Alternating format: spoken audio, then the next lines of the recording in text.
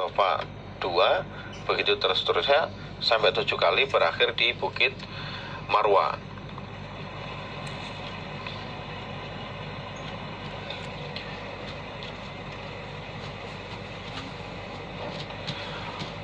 Wa qad kana, dan sungguh telah ada, lakum bagi kalian, fi rasulillahi, di dalam utusannya Allah, maksudnya Nabi Muhammad, uswatun, contoh, hasanatun, yang baik. Jadi setelah itu Nabi sa'i di antara Safa dan Marwa 7 kali. Jadi kalau Nabi prakteknya seperti itu. Kalau habis tawaf ya terus diselesaikan sa'i. Jadi jawabannya Ibnu Umar seperti itu. Jadi ya setelah tawaf itu ya sa'i. Jadi itu secara gak langsung menjawab pertanyaannya si rojul tadi, ya tidak boleh. Kalau mau berhubungan dengan istrinya harus tawaf, sa'i, cukur, habis itu baru boleh. Karena kita itu kan dalam ibadah mencontoh Nabi. Lah prakteknya Nabi setelah tawaf itu sa'i, bukan setelah tawaf berhubungan badan dengan istrinya. Qala, berkata siapa Amr bin Dinar, wa sa'alana, dan bertanya kami, Jabir ibni Abdullah, pada Jabir bin Abdullah radhiyallahu anhuma, tentang masalah itu juga. Faqala, maka menjawab siapa Jabir, la yaqrabannaha, jangan mendekati sungguh dia rojul ha pada istri, hatta, sehingga, la yaqrabannaha, jangan mendekati sungguh dia rojul ha pada istri, hatta, sehingga, yatufa, sa'i dia, bainas Safa wal Marwa. Amr bin Dinar tanya Abdullah bin Umar, juga nanya ke Jabir. Kalau Jabir menjawab, jangan mendekati istri, jangan mencumbu istrinya kalau belum sa'i Safa Marwa dan belum cukur. Jadi setelah tawaf, sa'i Safa Marwa, sudah mencukur, itu baru boleh mencumbu istrinya, baru dikatakan lukar. Berarti lukarnya orang umroh itu setelah melaksanakan tawaf, sa'i, cukur, nah itu baru setelah itu dikatakan lukar.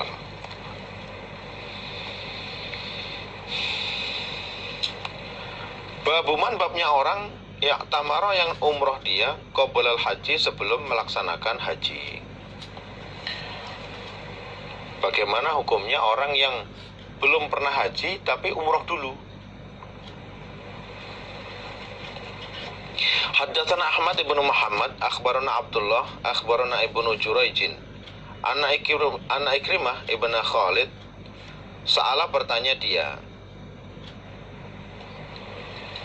Ibnu Umar, pada Abdullah bin Umar radhiyallahu anhuma, anil umrati, dari umrah, tentang umrah,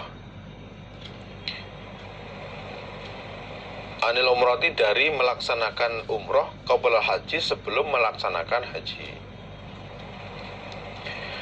Faqala, menjawab siapa Abdullah bin Umar, la ba'sa, tidak apa-apa, boleh. Qala, berkata siapa Ikrimah, Qala, berkata siapa Ibnu Umar, Abdullah bin Umar radhiyallahu anhuma, ya'tamara, sungguh ya'tamara, telah umrah siapa an-nabiyyu, Nabi sallallahu alaihi wasallam, qabla ayyahujja, sebelum bahwasanya melaksanakan haji siapa Nabi. Ibnu Umar juga berkata, Nabi prakteknya juga begitu. Nabi sudah pernah umroh, sebelum haji itu Nabi sudah pernah melaksanakan umroh. Jadi tidak apa-apa, belum haji terus umroh dulu, itu tidak apa-apa. Babu umratit tan'imi, bab umrah dari tanah Tan'im.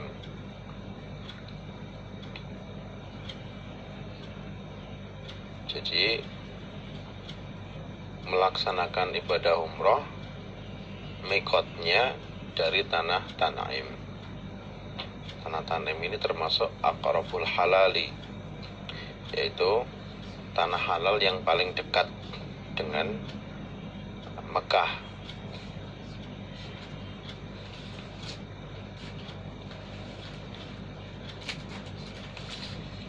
Hadatsana Ali bin Abdullah, hadatsana Sufyan an Amr. Sufyan di sini maksudnya Sufyan ibnu Uyainah. Sufyan ibnu Uyainah an Amr. Amr di sini maksudnya Amr ibn Dinar. Wa sami'a, dan mendengar siapa Amr? Amr ibn Dinar. Amr ibn Ausin pada Amr bin Aus. Ana Abdurrahman ibn Abi Bakar radhiyallahu anhuma.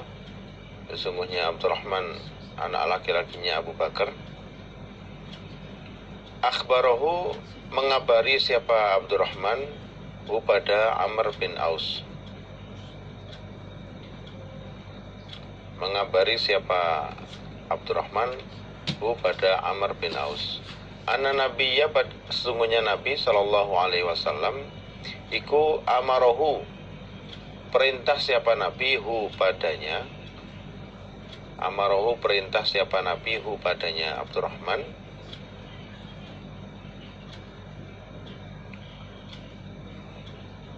Ayyurdifa, bahwasanya membonceng siapa Abdurrahman.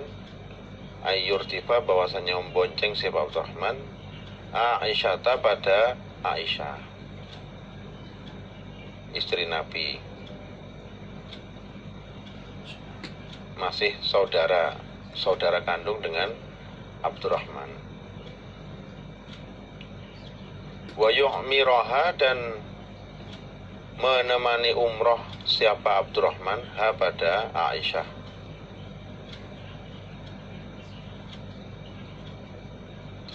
Minat Tan'imi, dari Tan'im, mikotnya dari Tan'im. Abdurrahman bercerita ke Amr bin Aus bahwa dulu waktu haji wada, sebelum rombongan Nabi pulang ke Madinah, kalau ceritanya itu Aisyah minta ke Nabi karena Aisyah iri dengan para sahabat yang lain bahwa Aisyah pulang hanya dengan bawa pahala haji, sedangkan yang lain itu sudah umroh juga. Akhirnya Nabi memerintahkan Abdurrahman untuk menemani saudarinya Aisyah menemani umroh, mengambil mikot dari tanah Tan'im. Kalau Tan'im sekarang itu ya ada masjidnya, namanya Masjid Aisyah, dinamakan Masjid Aisyah.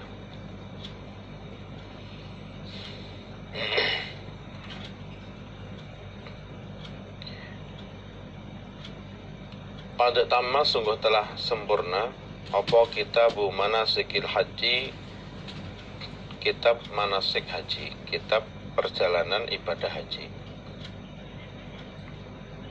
Barokah, semoga memberi barokah siapa Allah lana, untuk kita, di dunia wal akhirati, dan di akhirat. Amin, semoga Allah mengabulkan. Ini khatam kitab manasikil haji. Harapannya mudah-mudahan setelah kita mengkaji hal-hal tentang perjalanan ibadah haji dan umrah, kita bisa mengerti, kita bisa tahu dan bagaimana harus berbuat, apa yang harus dikerjakan ketika melaksanakan umrah atau melaksanakan haji yang sesuai dengan sunnahnya Nabi, yang sesuai dengan prakteknya Nabi, sehingga ketika di lapangan, maksudnya ketika betul-betul berada di Mekah, itu tidak mudah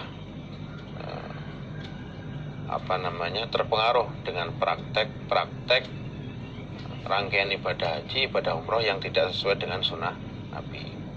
Jadi tujuannya kita dikajikan hadis-hadis secara langsung, ya kan, bukan hanya diceramahi atau hanya dipresentasikan, tapi kita disuruh ngaji langsung tentang hadis-hadis bagaimana praktek Nabi melaksanakan umroh, melaksanakan haji. Ya tujuannya agar kita dalam melaksanakan ibadah umroh dan haji itu mantap, yakin, dan tidak bingung. Karena kenyataannya ada orang itu bingung sampai sana melihat orang dari negara lain kok prakteknya begitu, yang ini kok prakteknya begini, dan lain-lain. Kita supaya yakin yang sesuai dengan prakteknya Nabi yang ada, yang sudah kita kaji, itulah yang benar. Alhamdulillah, jazakumullahu khairan. Kita teruskan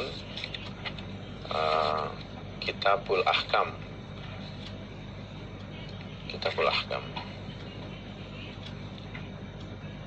Bismillahirrahmanirrahim. Kitabul Ahkami, beberapa catatannya tentang beberapa hukum. Jadi Kitabul Ahkam ini memuat hadis-hadis, dalil-dalil tentang hukum-hukum dalam agama, hukum-hukum syariat Islam. Haddatsana Wahab ibnu Baqiyah an Khalid an Muhammad ibn Amr wa an Abi Salamah an Abi Hurairah radhiyallahu anhu. Qala, berkata siapa Abu Hurairah.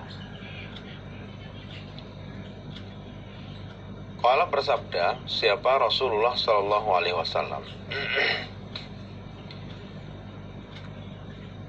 Iftaraqat, terpecah, terbagi atau terpecah, siapa al-Yahudu,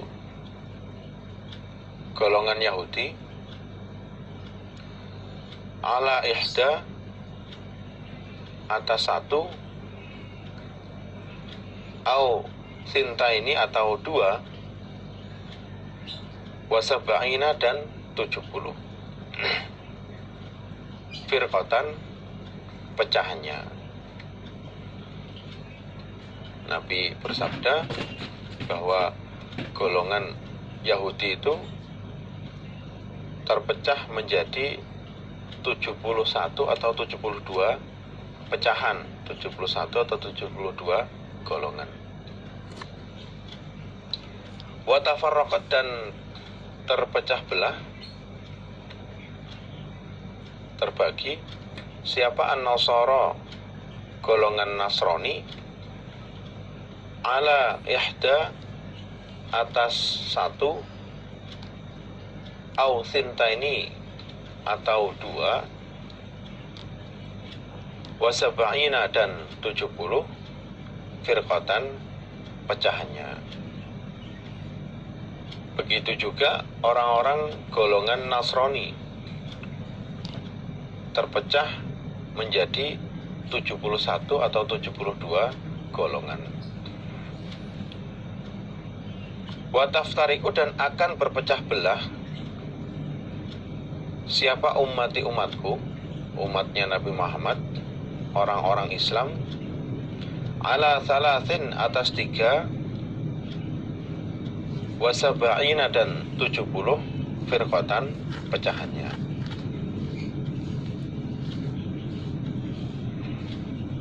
Terus kemudian Nabi bersabda juga, dan nanti umat saya juga sama, akan terpecah belah menjadi 73 golongan.